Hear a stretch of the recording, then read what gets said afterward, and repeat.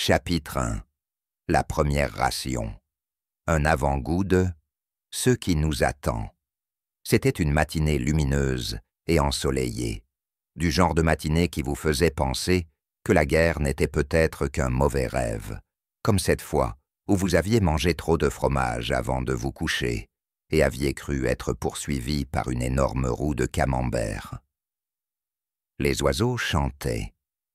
L'herbe sentait frais.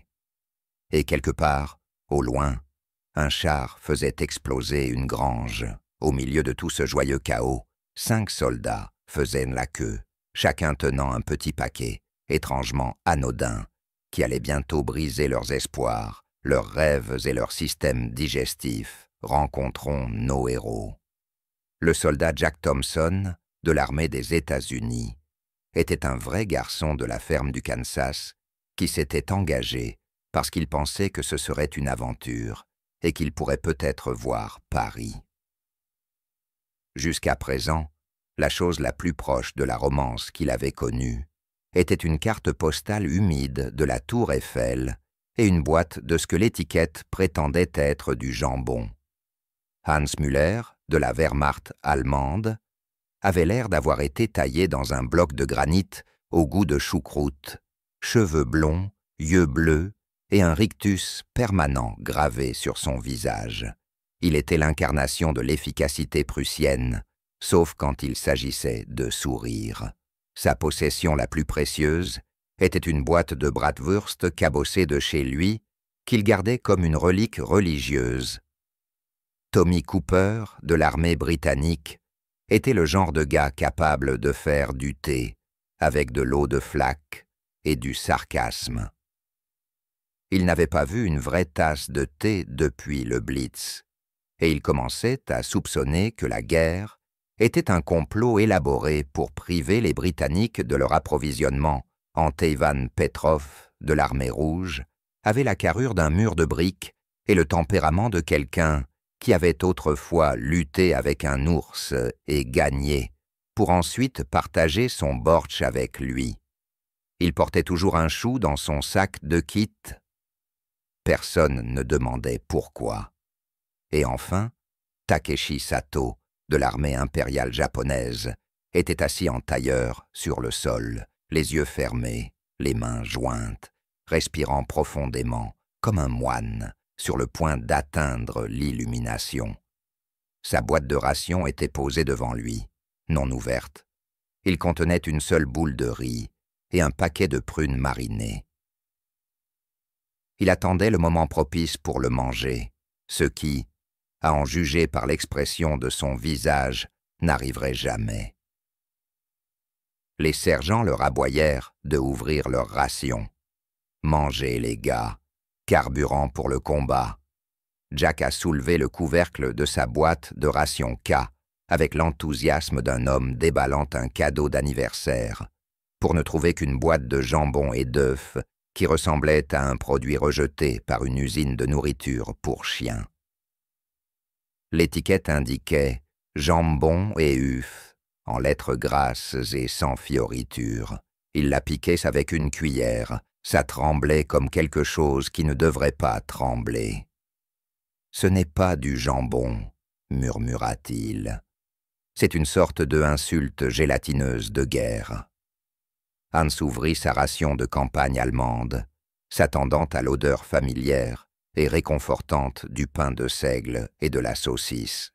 Au lieu de cela, il trouva une boîte étiquetée « Ersatzbrot » et quelque chose qui prétendait être de la viande, mais sentait le regret. Il poussa un profond soupir, celui d'un homme qui avait autrefois connu les joies de la vraie saucisse et qui devait maintenant se contenter de viande mystérieuse. « Ah merde !» murmura-t-il.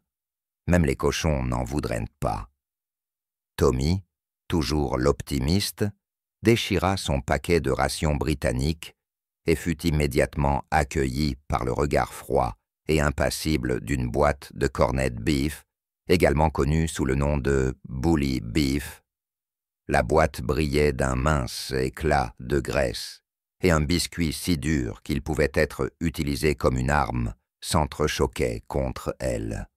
Bon sang, dit-il en regardant le biscuit. C'est un repas ou un parcours du combattant?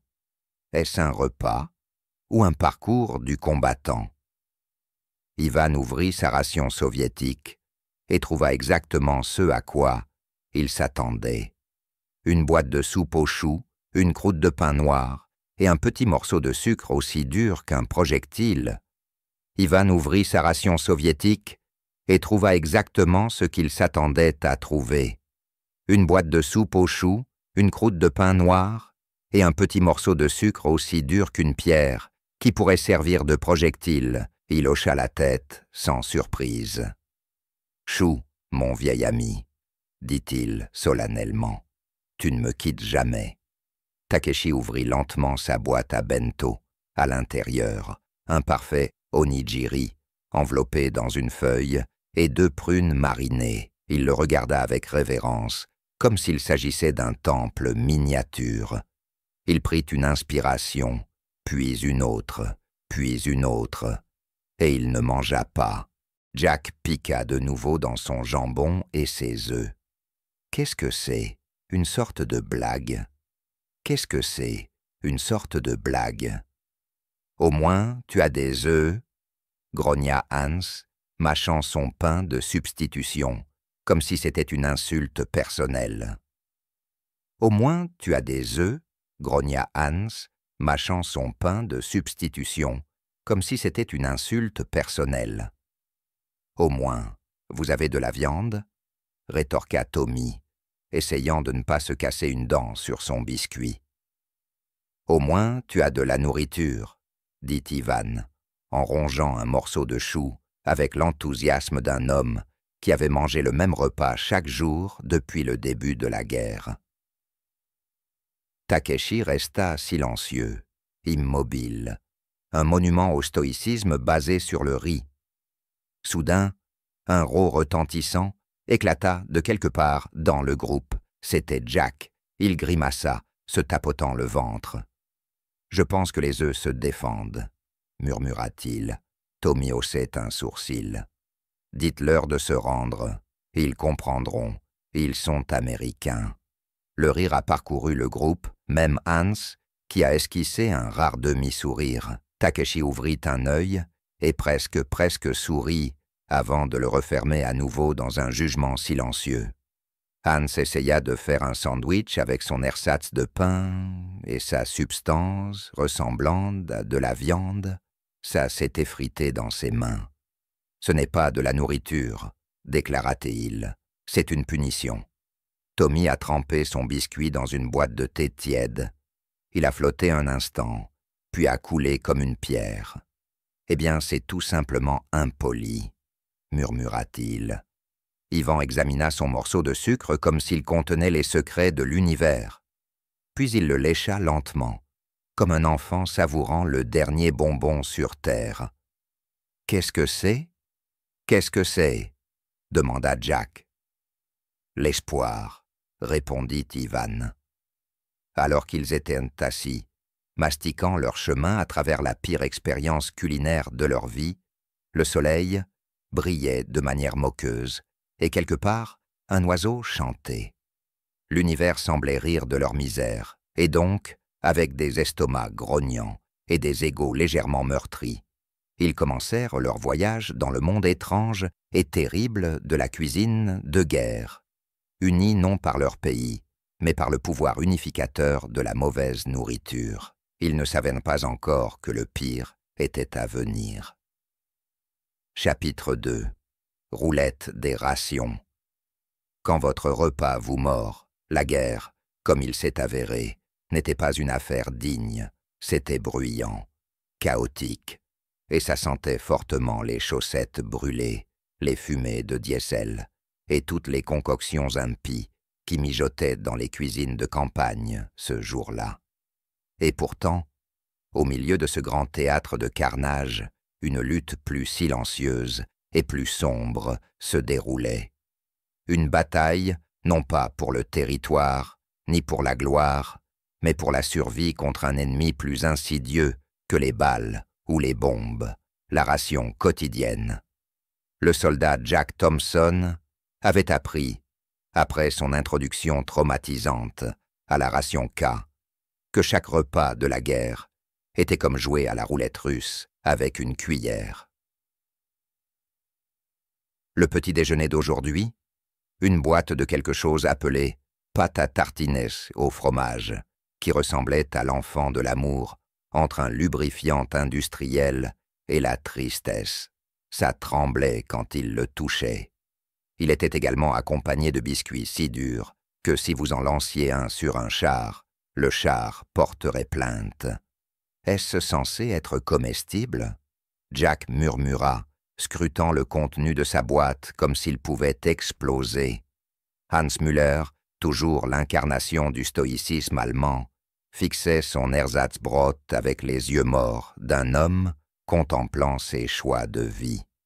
Sa ration de campagne, autrefois fière, avait été réduite à une tranche de pain grisâtre qui avait tout le goût d'un carton compressé et la texture en bouche d'un papier de verre imbibé de vinaigre. « Ce n'est pas du pain », déclara Hans d'un ton plat, tenant l'objet incriminé, bien en vue pour que tout le monde puisse le voir. Ceci est une insulte au grain. Tommy Cooper, l'éternel optimiste, avait réussi à déterrer une nouvelle horreur culinaire des profondeurs de sa boîte de rations. Des œufs en poudre. Il a essayé de les réhydrater dans une gamelle d'eau chaude, mais ils se sont rapidement agglomérés en une masse jaune qui ressemblait à des élastiques brouillés. « Charmant », murmura-t-il, en remuant le mélange avec une cuillère qui pliait sous la pression. Petit déjeuner des champions, si les champions sont des pigeons. Ivan Petrov, comme toujours, restait étrangement calme.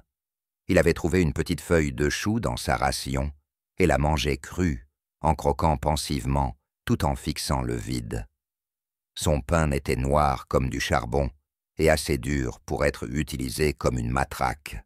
« C'est très bon », dit-il en mâchant comme s'il rongeait une branche d'arbre. « Le chou, c'est la vie. » Takeshi Sato, quant à lui, était assis parfaitement immobile, les jambes croisées, les yeux fermés, les mains reposant sur ses genoux. Sa ration se composait exactement d'une seule boule de riz et d'une seule prune marinée. Il le traitait comme un rituel sacré, découpant soigneusement la boule de riz en petits morceaux avec sa baïonnette, chaque mouvement précis, mesuré et troublant de sérénité. « La discipline est une nourriture », murmura-t-il, comme s'il rappelait à l'univers une vérité cosmique. C'est alors que l'univers décida de mettre leur détermination à l'épreuve. Une rafale de vent soudaine renversa une tasse de thé tiède que Tommy gardait comme s'il s'agissait des joyaux de la couronne. Le précieux liquide se répandit dans la boue, imbibant les biscuits de hardtack et laissant Tommy regarder avec incrédulité, comme si quelqu'un avait tiré sur la reine devant lui. « Non, non !» s'écria-t-il, tombant à genoux. « Pas le thé, pas le thé, n'importe quoi sauf le thé, tout sauf le thé !»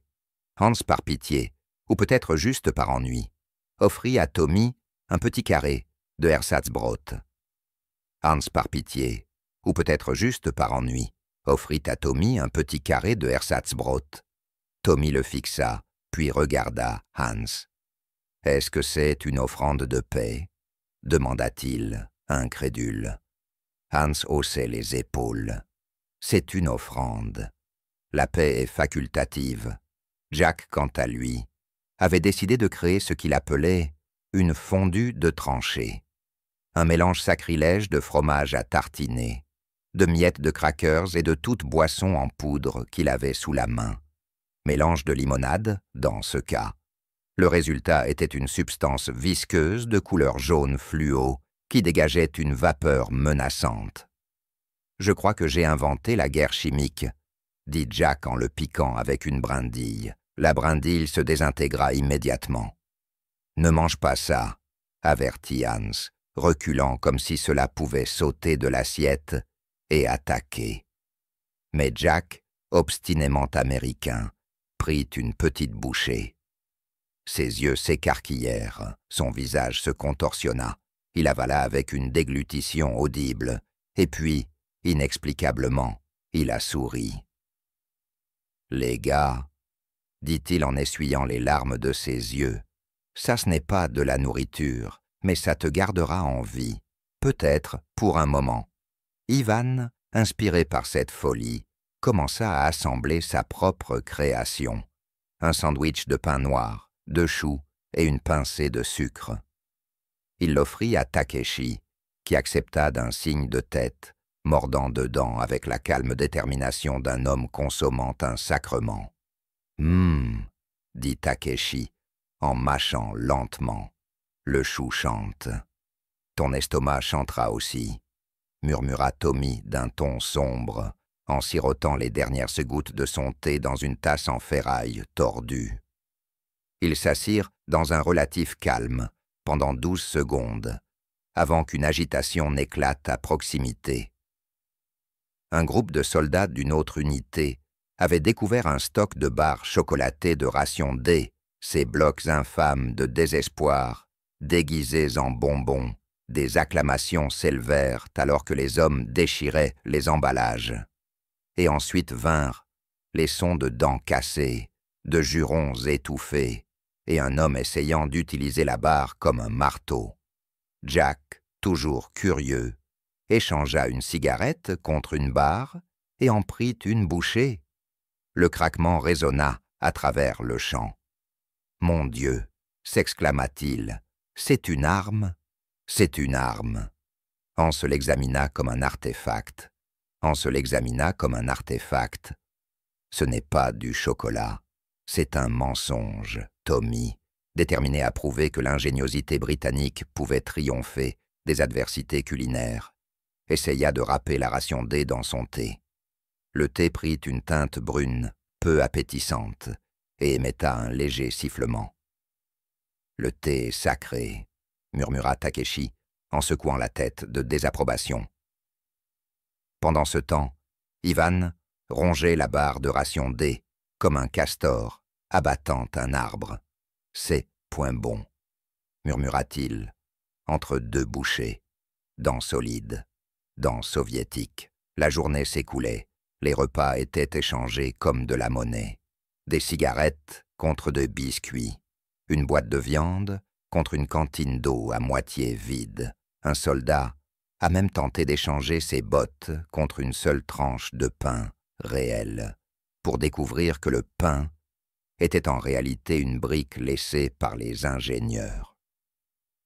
À un moment donné, Jack a essayé de cuire sa tartinade de fromage sur un feu, espérant qu'elle fondrait en quelque chose qui ressemblerait à de la nourriture. Ça a pris feu à la place. La fumée qui en résulta dériva au-dessus de la tranchée, provoquant des hauts-le-cœur chez 3 soldats. Et l'un d'eux déclara « Les Américains lancent des armes chimiques. Les Américains lancent des armes chimiques. » Alors que la nuit tombait, les 5 s'assirent en cercle, chacun serrant les restes de leur ration comme des trophées de survie. Ils étaient sales, fatigués et légèrement empoisonnés, mais ils étaient nourris, en quelque sorte. Hans regardait au loin, mâchant son pain, avec une détermination farouche. « Un jour, dit-il, je mangerai de la vraie saucisse à nouveau. » Tommy leva un sourcil. « Rêve grand, mon pote. » Jack leva une barre de chocolat à moitié fondue, en signe de salut.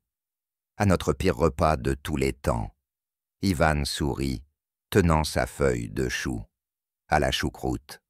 Takeshi, toujours le philosophe, hocha simplement la tête et murmura « à l'endurance ». Et alors que la nuit s'installait, ils s'assirent ensemble, unis par le traumatisme partagé de leur ration. Une fraternité forgée non dans le sang, mais dans la lutte contre l'ennemi le plus redoutable de tous, la nourriture de guerre. Ils ne savaient pas que le repas de demain ferait paraître celui d'aujourd'hui comme un festin. Chapitre 3. Le casse de la cuisine de Camp Moagnon. un plan bouillonnant dans le chaos, édition étendue. Le matin suivant leur dernière calamité culinaire se leva lumineux et plein de faux espoirs. Les oiseaux chantaient, un avion lointain ronronnait paresseusement dans le ciel. Quelque part, un sergent criait sur un soldat pour l'avoir regardé de travers, et au milieu d'un patch de terre déchiré par la guerre, 5 soldats étaient assis dans la boue, fixant un camion de cuisine de campagne, comme s'il s'agissait de l'Arche d'Alliance. Là, ils se tenaient, un miracle de la logistique moderne, cabossé, noirci par la suie, criblé de bosses, le camion de cuisine de campagne, garé près d'un groupe de caisses de ravitaillement abandonnées. La peinture sur son flanc indiquait, en lettres capitales effacées, « Unité culinaire mobile d'Ar 42 ». Pour les hommes fatigués, à moitié affamés et questionnablement sains d'esprit, assis en face de lui, il brillait comme un veau d'or fait de ragoût et de pommes de terre bouillies. Jack Thompson fut le premier à parler, sa voix basse, conspiratrice et dégoulinante de désespoir. « Les gars, point, que ce camion a de la nourriture dedans, de la vraie nourriture. » Hans Müller plissa les yeux. De la vraie nourriture? Ou plus de ce spectacle de pacotille? Ou plus de ce spectacle d'horreur de pacotille? Est-ce que ça a de l'importance? Est-ce que ça a de l'importance? Tommy Cooper intervint, serrant sa boîte de thé comme une relique sacrée.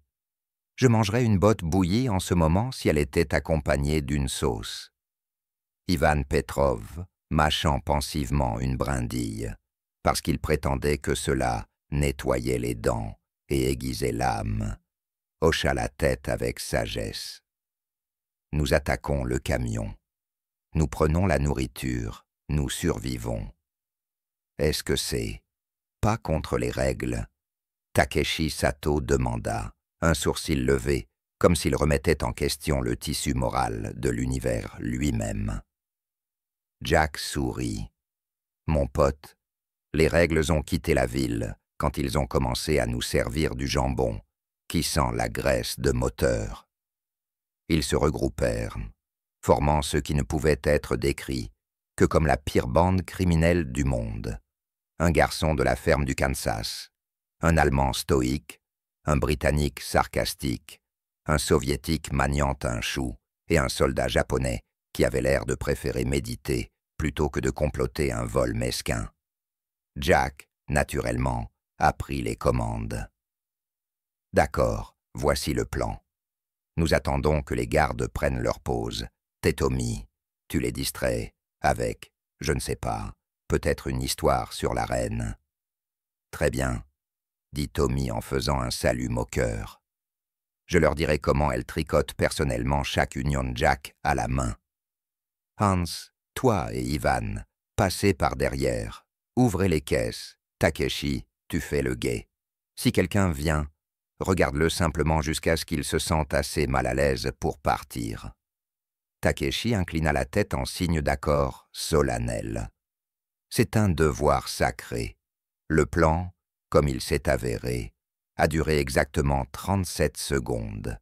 Tommy se lança dans un récit enthousiaste sur le programme d'élevage de Corgis de la reine, gesticulant de manière sauvage et inventant des détails au fur et à mesure. Hans et Ivan se faufilèrent vers l'arrière du camion avec toute la subtilité de 2 rhinocéros en Rangers. Takeshi restait parfaitement immobile, les bras croisés, lançant un regard noir à quiconque osait les regarder. Un malheureux caporal, en croisant le regard de Takeshi, a immédiatement laissé tomber sa gamelle et s'est enfui. Jack, quant à lui, essayait de rester décontracté. Cela signifiait siffler sans mélodie, tout en flânant près du camion, comme s'il était juste un gars en promenade dans une zone de guerre. Tout allait bien jusqu'à ce qu'Ivan trébuche sur une caisse, étiquetée « Ragout Mester », manipulée avec précaution. La caisse se brisa comme une piñata bon marché, et un geyser de liquide épais et brunâtre jaillit dans les airs, recouvrant Hans, Ivan et le côté malheureux du camion, d'une substance qui sentait les vieilles chaussettes et le désespoir. Hans beugla, agitant les bras. Ivan essuya la sauce de son visage avec une acceptation morose. Tommy, en plein récit sur la passion de la reine pour le thé, s'arrêta, renifla l'air et murmura « Oh Christ, sur une bicyclette, qu'est-ce que c'est ?» Jack, réfléchissant rapidement, cria « Distraction ! Tout le monde, dispersez-vous! Tout le monde disperse !» Takeshi se tourna simplement vers le soldat le plus proche, le fixa droit dans les yeux et dit d'une voix si calme qu'elle faisait frissonner « Vous n'avez rien vu ?» L'homme hocha la tête, les yeux écarquillés, et s'enfuit. Takeshi se tourna simplement vers le soldat le plus proche, le fixa droit dans les yeux et dit d'une voix si calme qu'elle faisait frissonner « Vous n'avez pas vu ça ?» L'homme hocha la tête, les yeux écarquillés, et s'enfuit. Au milieu du chaos, ils réussirent à ouvrir une caisse de ragoût en conserve, un véritable ragoût avec des morceaux de viande et des légumes qui semblaient ne pas avoir été cultivés dans un sol radioactif. Il y avait aussi des boîtes de biscuits qui ne servaient pas de shrapnel et une caisse étiquetée « beurre » pour officiers uniquement, qui a déclenché un bref mais vif débat sur l'éthique de la guerre des classes. « Nous prenons tout », grogna Ivan, soulevant une caisse sur son épaule, comme si elle ne pesait rien. « Pour le peuple, pour la reine », ajouta Tommy en souriant comme un fou. « Pour la liberté culinaire ». Jack déclara en fourrant une boîte de pêche dans sa poche. Hans, couvert de ragoût mais victorieux, murmura simplement « Pour l'amour de la saucisse ». Takeshi ne dit rien, mais ses yeux brillaient d'une intensité calme, presque terrifiante. Ils traînèrent leur butin jusqu'à leur tranchée comme des pirates victorieux revenant d'un raid. Ils ont ouvert les boîtes avec des baïonnettes, des couteaux et, dans le cas de Tommy, une pure obstination. La première bouchée de véritable ragoût leur fit presque monter les larmes aux yeux. « C'est point chaud », murmura Jack, tenant une cuillerée comme si c'était le Saint Graal. « Ça a du goût ?» dit Hans, les yeux écarquillés. « Ce n'est pas fait de choux », s'émerveilla Ivan, bien qu'il ait consciencieusement saupoudré un peu de choux dans son bol pour porter chance. « C'est le bonheur », dit Takeshi en prenant une bouchée précise. Ils mangeaient comme des hommes possédés, engloutissant des ragoûts, des biscuits et du beurre dans leur bouche avec un abandon imprudent. Tommy a préparé une théière de thé si fort qu'il pourrait probablement dissoudre l'armure d'un char, et ils ont porté des toasts avec des tasses en fer blanc, riant, jurant et se tapant dans le dos. Pendant quelques heures glorieuses, ils n'étaient pas des soldats dans une guerre brutale. Ils n'étaient que 5 idiots qui avaient volé un repas et goûté à un moment fugace de joie. Et puis le ragoût a commencé à riposter. Ça a commencé par un grondement dans le ventre, puis un gargouillement, puis un bruit si fort et sinistre qu'il fit fuir une souris voisine dans la terreur. « Oh non !» gémit Jack en se tenant le ventre. « Mon Dieu !» murmura Hans, pâle comme un fantôme. « Le chou, elle, se rebelle !»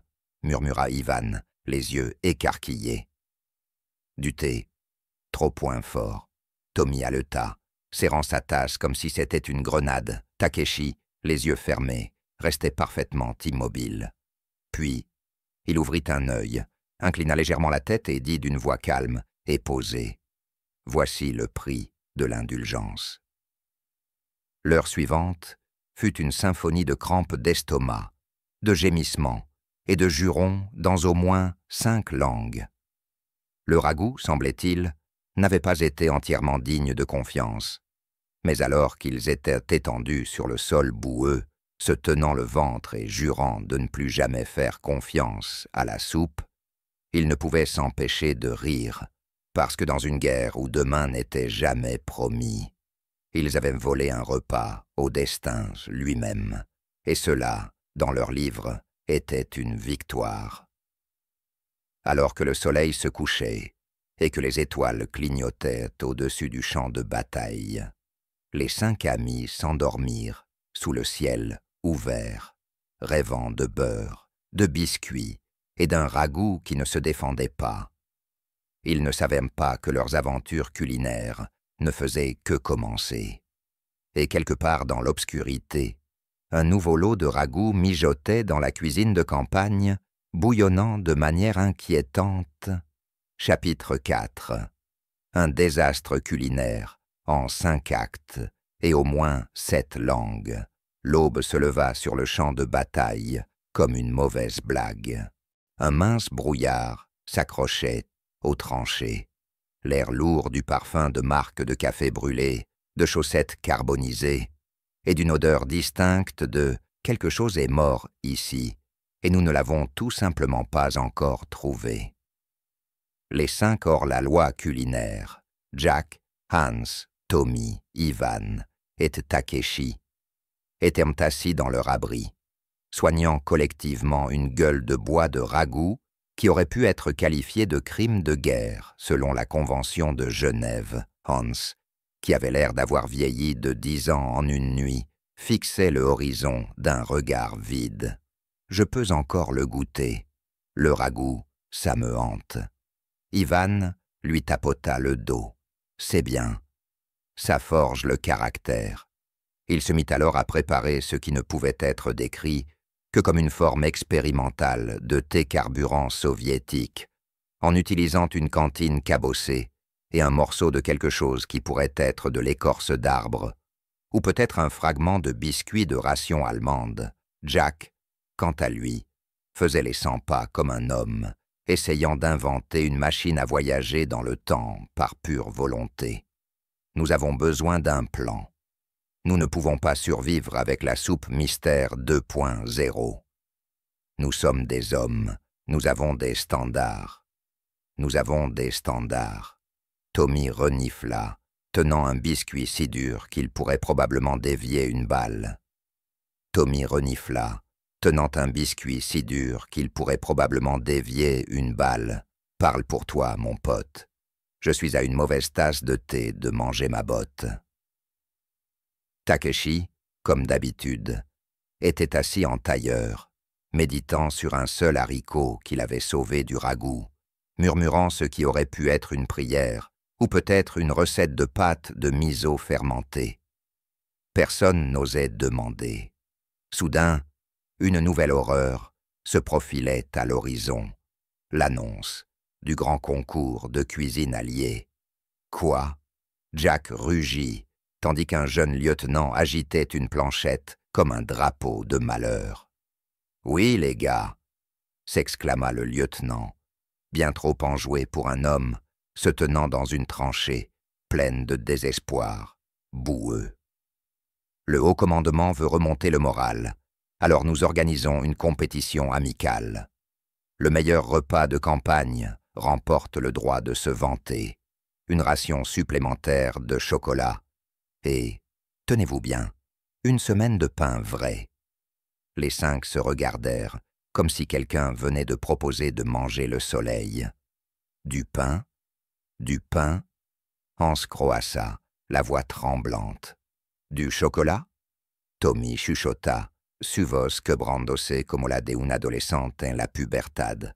Les yeux d'Ivan se plissèrent. Nous devons gagner. Takeshi hocha simplement la tête, l'intensité de son regard suggérant qu'il avait déjà commencé à planifier un repas en plusieurs plats dans sa tête, impliquant peut-être de la mousse ramassée et un seul radis parfaitement sculpté. Jack serra les poings, les yeux brillants d'une énergie maniaque. « Très bien, messieurs. Nous allons cuisiner, nous allons gagner, et par le marteau de Thor, nous allons créer quelque chose qui ne va pas essayer de nous tuer de l'intérieur. » Acte 1. La récupération. Ils se sont séparés comme une bande de pirates culinaires en pleine razzia. Jack et Tommy ont pillé des caisses de ravitaillement abandonnées. libérant une boîte de conserve suspectement bosselée, étiquetée « Produit de viande de luxe, possiblement cheval ». Hans a convaincu un fermier français de se séparer d'un seul oignon en échange d'un couteau de poche, d'un morceau de ficelle et de ce qu'il a décrit comme la promesse d'un avenir meilleur. Ivan, grâce à son charisme et à un sac de cigarettes de contrebande, réussit à troquer avec une unité américaine de passage pour une boîte de haricots et, miraculeusement, un morceau de beurre si précieux qu'il avait sa propre garde. Takeshi est revenu avec des herbes sauvages, un sac de riz et un sac de champignons que tout le monde regardait avec des degrés divers, de peur et de suspicion. Sont-elles comestibles? Jack demanda. Définies comestibles, répondit Takeshi de manière cryptique. Acte 2. La cuisine. Qui ne devrait pas être? Ils ont monté leur cuisine dans une dépression de tranchées, qui ressemblait à un site de fouilles archéologiques raté. Des casseroles équilibrées sur des casques rouillés, un foyer creusé dans la boue et une cuillère attachée à un bâton comme louche de fortune. Tommy a construit un grill en utilisant une grille récupérée d'un camion explosé. Ivan insista pour qu'ils ajoutent un élément de chou. Alors, il contribua avec la moitié d'une tête qu'il avait gardée pour une occasion spéciale. Hans, encore en train de se remettre du traumatisme du ragoût, était assis à proximité à polir une pomme de terre comme si c'était le joyau de la couronne de l'Empire prussien. Jack déclara « Messieurs, c'est ici que nous faisons l'histoire, ou du moins le déjeuner. » Acte 3. La cuisine, chaos. Ton nom et la cuisine de guerre. La tentative de Tommy de faire du pain de tranchée consistait à mettre un biscuit en feu, puis à le battre avec le dos d'une baïonnette jusqu'à ce qu'il ressemble à des briquettes de charbon de bois. Hans a essayé de préparer un ragoût de saucisse, mais a accidentellement laissé tomber la saucisse dans une casserole d'eau bouillante, provoquant une explosion de shrapnel gras qui a laissé Ivan avec une brûlure de graisse et un nouveau respect pour la cuisine allemande. Takeshi a préparé en silence un thé si puissant que lorsque Tommy l'a reniflé, il a prétendu voir la reine faire le Charleston sur un char. Pendant ce temps, Ivan tentait de créer un bortsch sans betterave, qui s'est avéré être principalement du chou, de la boue et une bonne dose d'optimisme. Lorsqu'on lui a demandé quel était son goût, il a simplement répondu « c'est robuste ». Jack, dans un moment d'inspiration ou de folie, décida de faire un ragoût de la victoire en mettant tout ce qu'ils avaient dans une seule casserole. Cela incluait le produit de viande, probablement du cheval, l'oignon, quelques herbes douteuses, une seule cuillerée de thé de Takeshi et ce qui semblait être un bouton tombé accidentellement. Alors qu'il mijotait, la casserole dégageait une odeur qui se situait entre espoir et chien mouillé. Acte 4. La présentation. Le grand jour est arrivé. Les soldats alliés se sont rassemblés, chaque équipe présentant ses créations. Il y avait des ragoûts, des soupes et quelque chose qu'une unité américaine appelait « casserole suprême de spam », qui ressemblait à quelque chose assemblé avec une truelle. Quand ce fut leur tour, Jack dévoila dramatiquement le ragoût de la victoire. Il le versa dans des boîtes cabossées, le garnit d'une seule brindille de quelque chose de vert que Takeshi avait trouvé, probablement de la mousse, et prononça un discours qui aurait fait pleurer Churchill. « Messieurs, déclara Jack, ce n'est pas juste de la nourriture. C'est l'esprit de 5 nations, réunies dans une seule marmite. C'est la survie, c'est la résistance, et surtout, c'est point comestible, probably. » Ils prirent chacun une cuillerée. Pendant un long moment tendu, personne ne parla. Puis Hans déglutit et déclara « C'est pas mal. » Tommy ajouta « Ça pourrait avoir besoin de plus de thé. » Ivan a souri. Fortin comme mère Russie, Takeshi, toujours aussi posé, hocha simplement la tête, une fois, comme s'il accordait une approbation silencieuse. Acte 5. Les conséquences. Ils n'ont pas gagné. Les Américains l'ont fait, parce qu'apparemment, une recette impliquant du fromage, des macaronis, et tout l'optimisme qui restait dans le monde, était imbattable, mais leur ragoût a été mémorisé. On en parlait à voix basse et avec révérence, autour des feux de camp, comme de « ce truc que ces fous ont fait et qui n'a tué personne ». Et cela, en fin de compte, suffisait. Les 5 se sont affalés dans leurs tranchées, épuisés, mais étrangement satisfaits. Jack leva sa tasse en fer blanc. Au chaos culinaire, ils trinquèrent. Et pendant un moment absurde et glorieux, ils n'étaient pas seulement des soldats en guerre. Ils étaient des survivants, des aventuriers, et probablement les pires chefs à avoir jamais déshonoré un champ de bataille.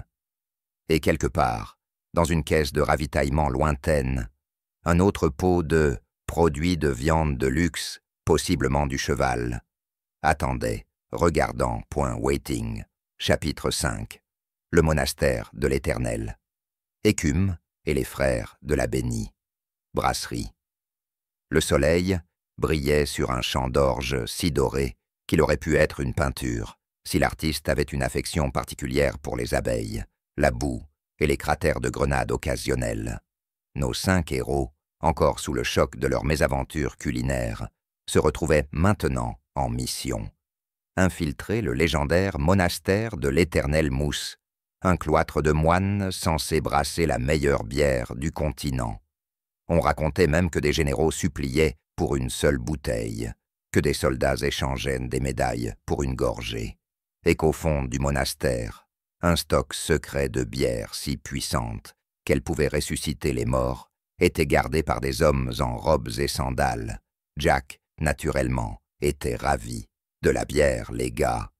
De la vraie bière, pas de vin de chou, pas de gnôle de pommes de terre, mais de la vraie bière. Pas du vin de chou, pas de gnôle de pommes de terre, mais de la vraie bière. Hans hocha la tête, bien qu'il avait l'air suspicieux. Hans hocha la tête, bien qu'il avait l'air suspicieux. Est-ce que c'est autorisé? Autorisé?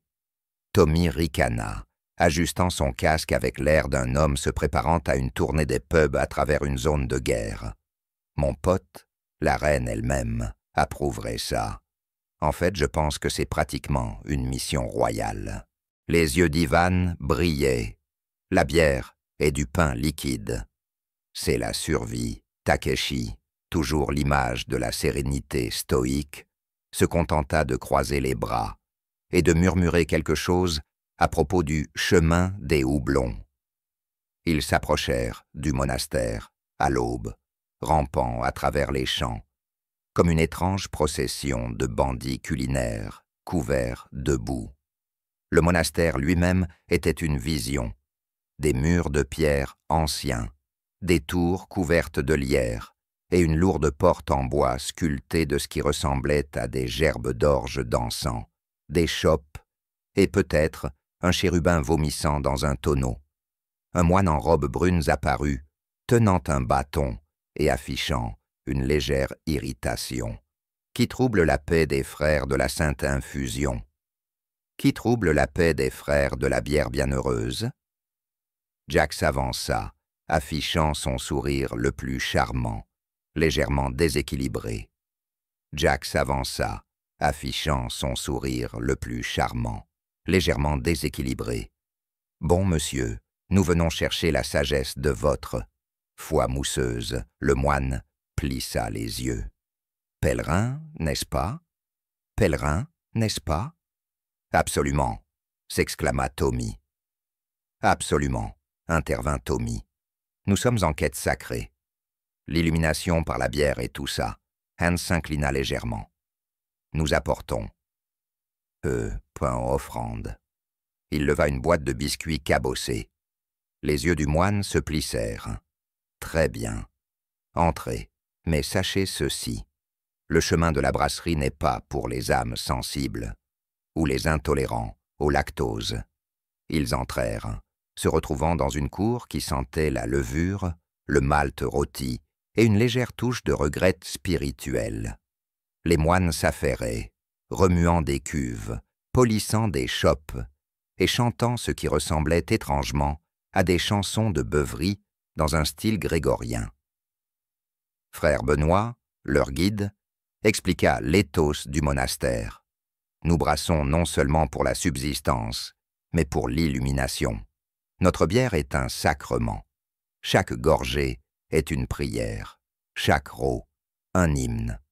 Jack chuchota à Tommy « Je suis sur le point de devenir très religieux ».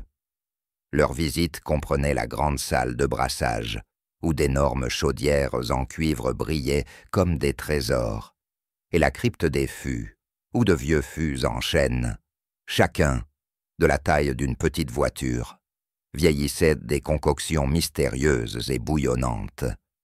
Puis vint l'initiation. Les épreuves de la brasserie, frère Benoît les conduisit à une chambre en pierre bordée de fûts et d'étagères de bouteilles poussiéreuses. Au centre se trouvait une table avec 5 verres remplis de ce qui ressemblait à du soleil liquide. L'épreuve du palais, intonna Benoît. Identifiez les ingrédients de la bière sacrée. Ils prirent chacun une gorgée. Jack, le visage rouge, s'exclama. Houblon, orge. Quelque chose de fruité. Est-ce que c'est marmelade? Hans renifla pensivement. Caramel. Sucre brûlé, légèrement pont-oaki. Tommy, les yeux écarquillés, s'exclama. Je goûte, point freedom. Ivan vida son verre et annonça. Je goûte l'âme de la patrie. Takeshi, après une seule gorgée précise, dit simplement. Équilibre. Frère Benoît hocha la tête gravement. Vous avez du potentiel. Ensuite vint l'épreuve du fût. Rouler un baril de bière plein en haut d'une colline. Hans s'y mit comme un homme possédé. Ivan a aidé en criant des encouragements en russe qui étaient peut-être des menaces. Jack et Tommy se disputaient sur la physique pendant que Takeshi ajustait calmement leur prise jusqu'à ce qu'ils atteignent le sommet par pure obstination. Puis le test final. La bénédiction de la mousse. Chaque homme devait verser une pinte de la précieuse tireuse du monastère, en obtenant la mousse parfaite. Le versement de Hans était méticuleux, mesuré au millimètre près. Celui d'Ivan était chaotique, résultant en une explosion de mousse qui a éclaboussé un moine à proximité. Tommy a essayé d'ajouter une touche, ce qui a donné une pinte qui avait d'une manière ou d'une autre 3 couches distinctes. Jack déclara « Regardez ça, les gars !» et a immédiatement créé un petit geyser de bière. Takeshi, sans un mot, a produit une pinte si parfaitement équilibrée que les autres moines ont éclaté en applaudissements. Ils ont passé. La célébration. Cette nuit-là, le monastère s'est transformé en festival improvisé. Les moines chantaient d'anciens chants de beuverie. Jack a fait un bras de fer avec un moine 2 fois sa taille et a gagné lorsque Tommy a chatouillé le pied de l'adversaire sous la table. Hans et Ivan débattèrent de la métaphysique de la bière, pendant que Takeshi enseignait à un groupe de novices comment plier des serviettes en mini-tank, en origami, la pièce de résistance, le dévoilement du saint-fût de mousse éternelle, un tonneau si grand qu'il fallait 4 hommes pour le rouler dans la cour. Frère Benoît le tapa solennellement, et la bière coula comme une rivière de pure et mousseuse rédemption. Jack a porté un toast. Au monastère, à la bière, et au fait qu'aucun de nous n'a explosé cette fois-ci. Au monastère, à la bière, et au fait qu'aucun de nous n'ait explosé cette fois-ci. Ils burent, ils ont bu, et ont bu. Et peut-être encore un peu plus. Le temps s'est brouillé en une brume dorée et chaleureuse de rires, de concours de rots et de débats philosophiques sur la question de savoir si une pinte pouvait, en fait, contenir le sens de la vie. Finalement, Ils sortirent en titubant du monastère, à l'aube, clignant des yeux, sous la lumière du soleil, les poches remplies de samples et les cœurs débordant de la joie que seule une pinte bien tirée peut apporter. Hen soupira, regardant en arrière le monastère, avec un sourire rare. Ça, c'était une bonne mission. Tommy lui tapa dans le dos. D'accord. Alors, qui veut inventer une nouvelle recette de ragoût appelée bière et biscuits? Maintenant, qui veut inventer une nouvelle recette de ragoût appelée bière et biscuits? Le sourire d'Ivan s'étendait d'une oreille à l'autre. Le sourire d'Ivan s'étira d'une oreille à l'autre. Je vais y arriver. Pour le peuple, pour le peuple. Takeshi, les yeux pétillants, a simplement dit « Équilibre ». Takeshi, les yeux pétillants, dit simplement « Équilibre ». Et alors qu'ils marchèrent de nouveau vers le chaos de la guerre, ils savaient en une chose, avec certitude. Ils avaient en trouvé un petit coin de paradis sur terre. Et cela venait dans un baril. Quelque part au loin, la cuisine de campagne gargouillait de manière inquiétante, comme si elle attendait leur retour. Mais pour l'instant, ils avaient de la bière, et c'était suffisant. Chapitre 6. Le grand concours de pâtisserie de guerre et le curieux cas du pudding explosif, la gueule de bois du monastère de l'éternelle mousse, était monumental. Les 5 héros se réveillèrent étalés dans un cratère, empestant le houblon et le regret, les poches remplies de capsules de bouteilles volées et un seul rouleau de recettes mystérieux qui disait simplement « Pour la victoire ». Jack plissa les yeux en regardant le rouleau. « Les gars, je pense que nous avons été bénis par les dieux de la bière. »« Ou maudits » murmura Hans en se tenant la tête et en murmurant des mots allemands sombres qui se traduisaient à peu près par « plus jamais, plus jamais ». Mais le destin, comme toujours, avait d'autres plans. Un sergent souriant avec une planchette tomba sur eux, juste au moment où ils tentaient de se glisser collectivement dans un buisson. Et vous tous, devinez quoi? Vous avez été volontaires pour le grand concours de pâtisserie de guerre des Alliés. C'est un événement de morale, apparemment. Tommy cligna. Concours de pâtisserie. Comme des gâteaux, tartes, petits pains. Ivan s'illumina, les yeux brillants. Gâteau, camarade. Oui, je ferai du pain si bon qu'il inspirera une révolution. Je vais faire un pain si bon qu'il inspirera une révolution. Takeshi ne dit rien, mais son léger sourire en coin suggérait un niveau dangereux d'ambition culinaire. Jack, naturellement, frotta ses mains ensemble. D'accord, équipe, faisons l'histoire, ou du moins une catastrophe comestible. Acte 1, la chasse aux ingrédients. Trouver des ingrédients dans une zone de guerre était semblable à chasser des licornes. Le groupe fouillait le paysage bombardé, marchandait avec les habitants, soudoyait les officiers de ravitaillement et, occasionnellement, libérait des objets des caisses, laissés sans surveillance. Hans, avec son intense dévouement à tout ce qui est pâte, a trouvé un petit sac de farine, bien qu'à moitié plein et vaguement suspect. Ivan a réussi à obtenir une poignée de feuilles de choux et une seule boîte de confiture mystérieuse, bosselée. Tommy a acquis un bloc de fromage si dur qu'il aurait pu servir d'armure de char, tandis que Takeshi a présenté un bouquet d'herbes et de racines, affirmant qu'elles apporteraient l'équilibre. Jack, par pur charme et intimidation accidentelle, a convaincu un cuisinier de se séparer de 3 œufs, d'un morceau de saindoux et d'une boîte étiquetée « Substitut de lait sec », peut contenir de la sciure.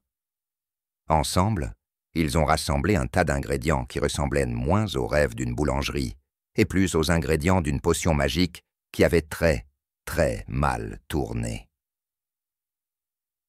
Acte 2. La bataille. Commence. Le concours de pâtisserie étaient installés dans les ruines d'une place de village française. Des soldats, alliés de diverses unités, se rassemblaient autour de tables improvisées, chaque équipe affichant ses aspirations culinaires, ou leur absence. Les Américains tentaient quelque chose appelé « brownies » de la victoire. Les Britanniques avaient un énorme pot étiqueté « Spotted Dick » en boîte, et les Canadiens construisaient une tour complexe de biscuits au sirop d'érable qui semblait pouvoir s'effondrer à tout moment. L'équipe de Jack, officieusement surnommée « les désastres des beignets », fixait leur tas d'ingrédients avec un mélange d'horreur et de détermination. « Très bien, les gars, » déclara Jack. « Voici le plan. Hans, tu es en charge de la pâte. Ivan, farceur de choux. Tommy, tu es notre responsable du moral. Empêche tout le monde de mourir. Takeshi, des herbes. Moi, je suis le leader intrépide et testeur de goût à la fois. Hans pétrissait comme un homme possédé. Ivan déchiquetait le chou avec une efficacité terrifiante, murmurant des slogans révolutionnaires entre ses dents. Tommy a essayé de construire un four rudimentaire en empilant des briques autour d'un feu, brûlant accidentellement ses sourcils dans le processus. Takeshi a mélangé des herbes en une pâte qui sentait étrangement, l'illumination mélangée à un coup de poing en pleine figure. Jack, quant à lui, a tout goûté et a fourni ce qu'il prétendait être des notes constructives. Ses commentaires comprenaient « trop caoutchouteux, ça sent la défaite et est-ce censé être en feu ?» Acte 3. L'incident du pudding. Ils décidèrent de faire un pudding de la victoire, une concoction audacieuse et ambitieuse impliquant tous leurs ingrédients, cuite en un seul plat. Hans a façonné la pâte, Ivan a ajouté du chou, Tommy a étalé de la confiture, Takeshi a saupoudré des herbes avec un zèle presque religieux, et Jack a versé les œufs et le substitut de lait sur le tout. Ils ont placé le pudding dans le four de fortune, se sont assis et ont attendu.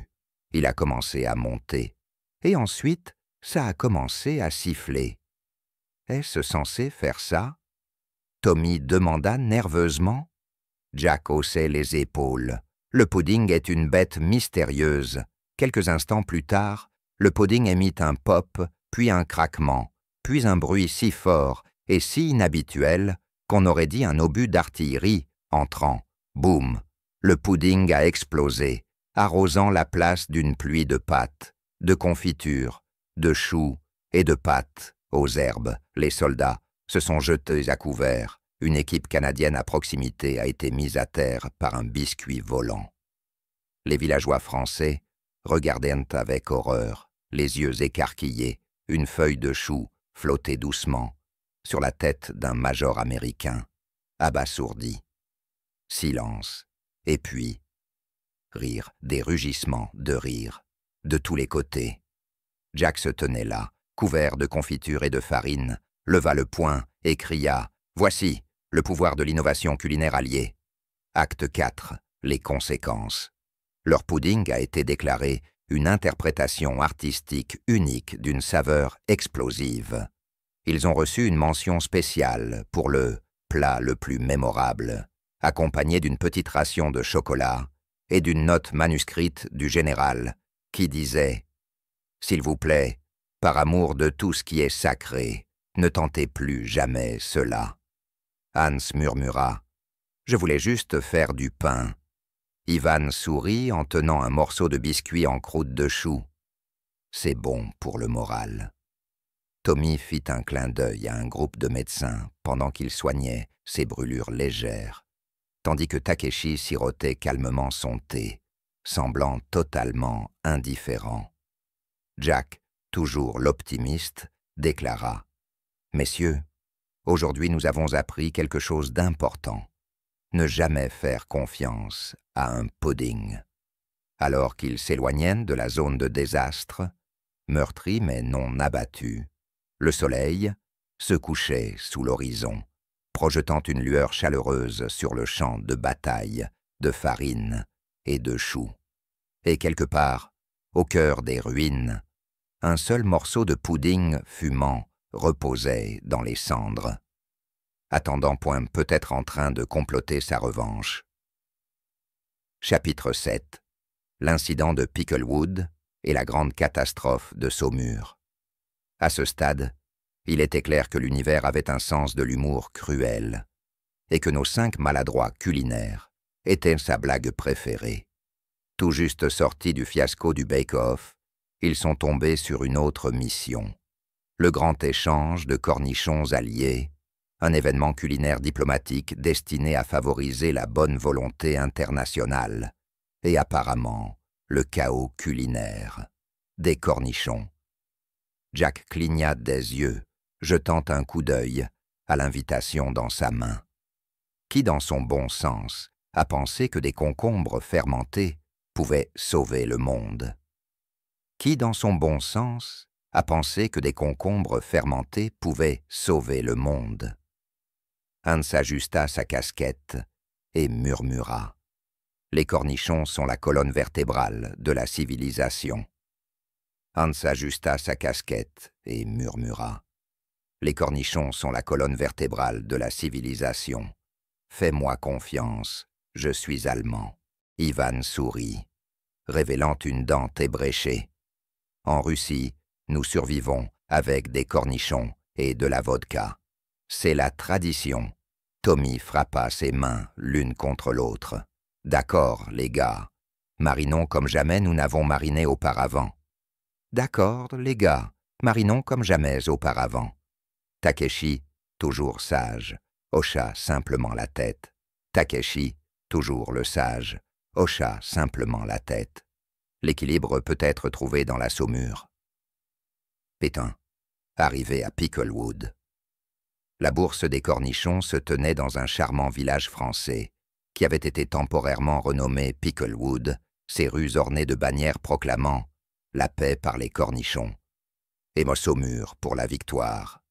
L'air sentait le vinaigre, la nette et un désespoir silencieux. Des délégations des forces alliées se sont rassemblées, chacune apportant leur fierté nationale en matière de cornichons. Les Américains avaient de gigantesques bocaux de cornichons cachers. Les Britanniques exposaient fièrement des oignons marinés. Les Canadiens faisaient rouler des fûts de betteraves marinées au sirop d'érable. Et les Soviétiques arrivaient avec des caisses de choucroute si puissantes qu'elles pouvaient être utilisées comme armes. L'équipe de Jack, cependant, se tenait les mains vides, leur précédent stock, de tout ce qui était vaguement lié aux cornichons, ayant été égaré lors de l'explosion de pudding. « Messieurs, déclara Jack, nous allons devoir improviser. Acte 2. Le plan de cornichons improvise. Ils ont envahi des jardins abandonnés, déraciné tout ce qui était vaguement comestible et fouillé pour des bocaux comme des cueilleurs en mission. Ivan a trouvé une brouette pleine de choux, Hans a découvert des carottes, et Tommy, après beaucoup de débats, a déclaré qu'une paire de vieilles bottes pourrait ajouter des notes de saveur complexes. Absolument pas. Jack cria. Nous faisons des cornichons, pas du ragoût de pied. Nous faisons des cornichons, pas du ragoût de pied. Pendant ce temps, Takeshi a rassemblé des herbes sauvages, des racines mystérieuses et un seul champignon étrangement lumineux. Takeshi, quant à lui, rassembla des herbes sauvages, des racines mystérieuses et un seul champignon étrangement lumineux. Avec le vinaigre en quantité limitée, ils ont tenté de fermenter en utilisant une concoction bizarre d'eau de pluie, de bière restante du monastère et de quelque chose qu'Ivan appelait l'essence de mère Russie, dont personne n'a voulu poser de questions. Ils ont entassé leur mélange dans des bocaux dépareillés et les ont placés sur une table étiquetée « Fusion internationale de Saumur ». Acte 3. La dégustation de cornichons. La dégustation a commencé. Les soldats et les officiers on goûtait des cornichons du monde entier.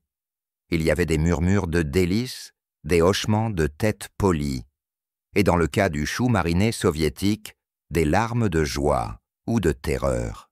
Puis ils arrivèrent à la fusion internationale de Saumur.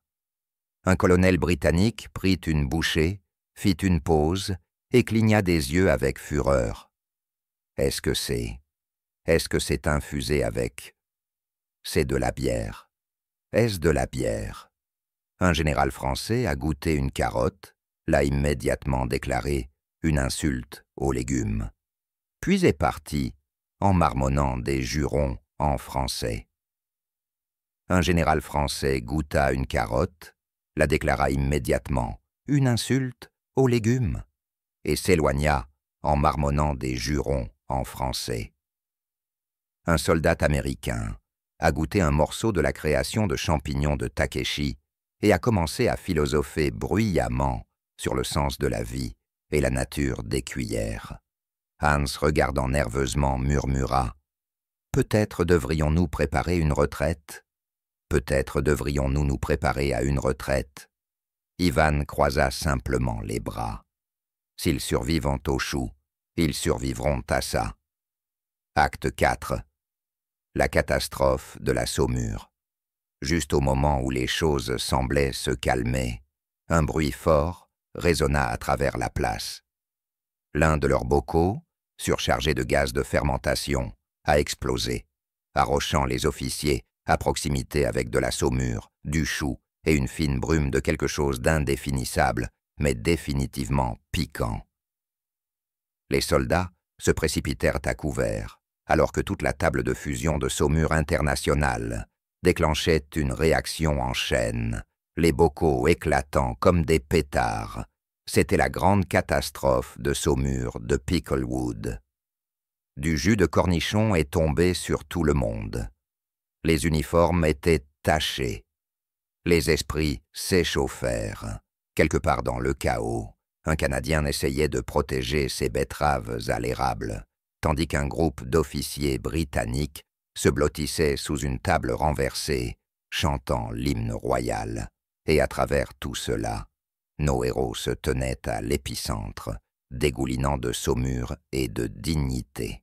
Jack, les bras grands ouverts, déclara « Voici une révolution de cornichons, une révolution des cornichons. » Hans grogna. « Ce n'est pas comme ça que j'imaginais la coopération internationale. » Hans grogna. « Ce n'est pas comme ça que j'imaginais la coopération internationale. » Ivan a ri de manière maniaque, tenant un pot dégoulinant au-dessus de sa tête. « C'est la victoire!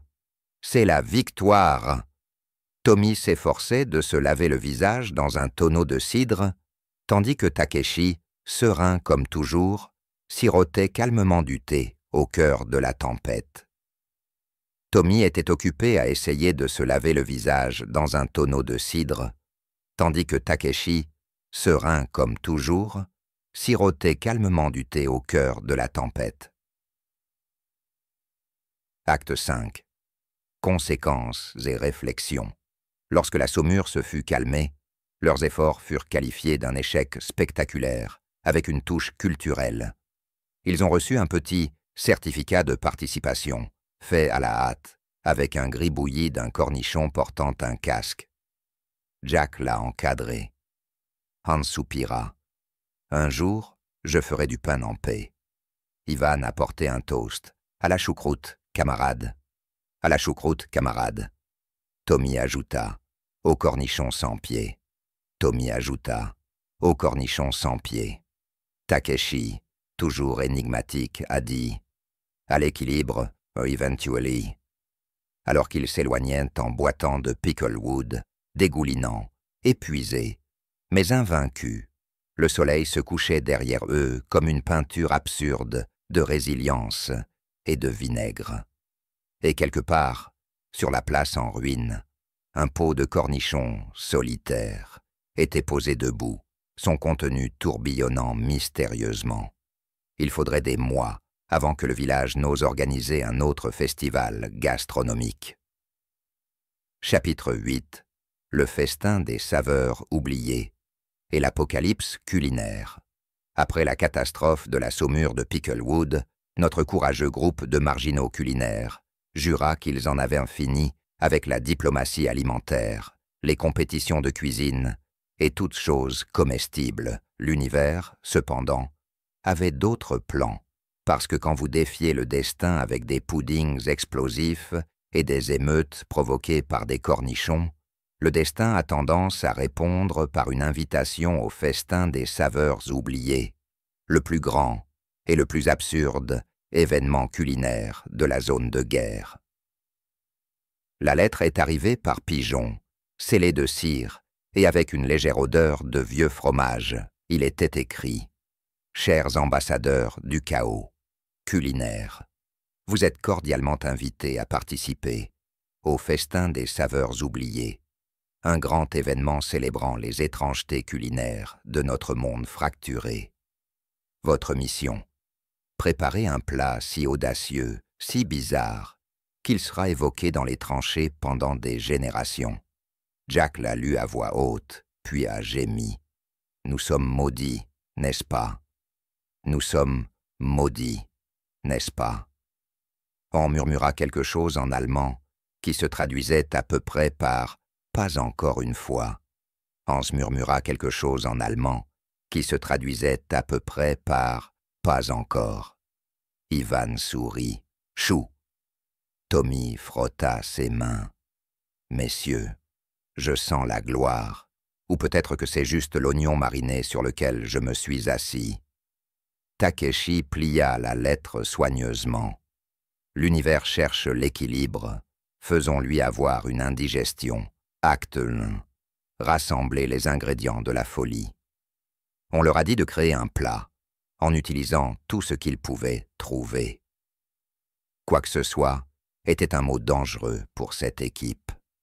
Jack a déniché une boîte d'œufs en poudre et une canette de sardines anciennes, étiquetée « Produit de l'Empire, 1902 ». Hans, déterminé, déterra un sac de farine de seigle et une bouteille de ce qu'il prétendait être du vinaigre vintage. Cela sentait à la fois le désespoir et le dissolvant pour vernis à ongles. Ivan est revenu triomphalement avec un seau de harengue mariné et un navet si gros qu'il fallait 2 hommes pour le porter. Tommy trouva une caisse de rations militaires périmée, y compris quelque chose étiqueté « substitut de viande », non destiné à la consommation humaine. Naturellement, il l'a mis dans sa poche. Takeshi est apparu avec un petit sac d'algues séchées, un bouquet de champignons ramassés et un seul caillou parfaitement rond. « Pour l'équilibre esthétique », expliqua-t-il. Acte 2. Préparer une catastrophe. Leur cuisine était une ferme abandonnée, avec un poêle qui crachait de la fumée comme un dragon en colère. Ils se mirent au travail, se disputant sur la recette. Hans voulait bien sûr faire du pain. Ivan insistait sur un ragoût à base de choux avec de la profondeur. Tommy a plaidé pour un pain de viande qui ferait également office de cale-porte. Jack, en tant que chef cuisinier autoproclamé, décida de tout combiner. Cela, déclara-t-il, sera la tarte tranchée ultime. Il superposait les ingrédients comme des fous, des œufs en poudre, du harengue mariné, de la purée de navets, de la pâte de sardines, un filet de vinaigre, des champignons, et quelque chose que Tommy prétendait être de l'essence de viande reconstituée. C'était une monstruosité. Rien que l'odeur aurait pu être une arme chimique. Takeshi a saupoudré d'algues par-dessus, a disposé le caillou au centre et a hoché la tête avec sagesse. Maintenant, c'est de l'art. Acte 3. Le festin commence. Le festin des saveurs. Oubliez ces tenues dans un château bombardé, avec des tables dressées sur des caisses et des décombres. Des officiers et des dignitaires de chaque nation alliée se sont rassemblés, prêts à être émerveillés, ou du moins à ne pas être empoisonnés. Les plats arrivèrent, fromage d'armistice français, un fromage si vieux qu'il pouvait voter, surprise britannique Spotted Dick, Sundays de spam américain, méli-mélo de viande mystérieuse soviétique, et une contribution canadienne, simplement étiquetée « Espoir glacé à l'érable ». Puis vint la tarte ultime de tranchée. Jack l'a portée comme un chevalier, présentant Excalibur. Les soldats ont haleté. Un général blêmi, un petit enfant éclata en sanglots. Les juges, un comité d'officiers et un correspondant de guerre très nerveux s'approchèrent prudemment. Le premier juge, un colonel britannique, prit une bouchée, devint légèrement vert et murmura « 7 points complexes ». Le deuxième, un major américain, mâcha pensivement, puis dit « Est-ce que c'est du cirage ?» Le troisième, un capitaine français, prit une bouchée, cria « Sacré bleu !» et s'évanouit. Acte 4. Les conséquences. Le chaos a éclaté. La tarte ultime des tranchées a été qualifiée de crime de guerre culinaire. Les médecins se sont précipités pour administrer des antiacides. Un officier soviétique l'a qualifié de puissant instrument de guerre psychologique. Les Canadiens ont tenté de la confisquer pour des recherches. Hans pleura silencieusement sur la farine ruinée. Ivan ne s'en souciait pas. C'est une révolution des saveurs. Tommy haussait les épaules. Au moins, personne n'est mort. Yet. Takeshi croisa les bras, serein comme toujours. L'équilibre a été disturbed. Alors que le soleil se couchait sur les restes fumants du festin des saveurs oubliées, nos héros s'asseyaient parmi les décombres, contemplant leur héritage culinaire. « Messieurs, » déclara Jack en levant une tasse de thé cabossé, « nous avons fait ce que personne d'autre n'a osé faire. Nous avons nourri le monde, et il a presque survécu. » Ils portèrent un toast, riant jusqu'à en avoir mal aux côtes, même si des explosions lointaines leur rappelaient que la guerre et la digestion étaient des batailles en cours. Et quelque part, enfouie sous les décombres, la tarte ultime de tranchée continuait d'émettre une lueur faible et sinistre.